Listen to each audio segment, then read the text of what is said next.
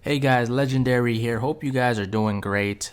Before I start this video, I just want to thank all of you guys for the recent love you guys have been showing with the past videos, all the comments and the activity that you guys have been doing. It's been phenomenal. I really appreciate that. Me being a smaller channel, that really keeps me motivated to keep making videos for you guys to help you guys become better 2K players. Okay, so a lot of you have been asking, hey, what are the best defensive settings to use in tandem with the full court trap defense? Okay, so without further ado, let's get right into it, because we don't like wasting time around here.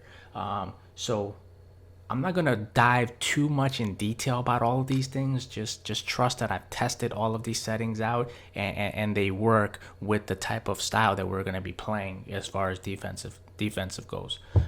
So on ball pressure, you always want to play tight. Okay, you don't want to give your opponent the opportunity to just shoot in your face, because there's a lot of glitchy players out there with that big glitchy base 11, and if you give them enough space, they're pulling lightly contested.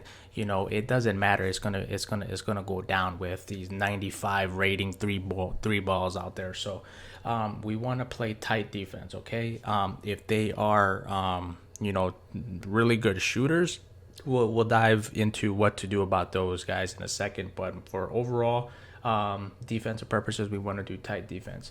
Off ball pressure, we also want to do tight. Okay, you don't want to do smother or deny ball, because that gives the computer the opportunity to cut around you, and it's very hard to stop that. Okay, so if you do the tight, they're not going to be able to cut backdoor as easily. Okay, force direction, we always want to force them baseline in the middle.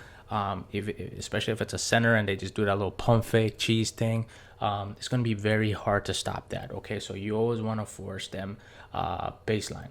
On ball screen, you want to go over again, because if you go under, and if it's a good shooter, they just need a little bit of daylight to let it fly, and it's a GG after that. So you want to go over, and try not to hit the screen. So when you're playing defense and you see the screen coming, don't hit LT, and don't use the thumbstick up. You want to just use the left stick to kind of navigate around and really try to hug the offensive player to try not to hit the screen, so that way you don't really get caught in the screen and have an opportunity to contest it.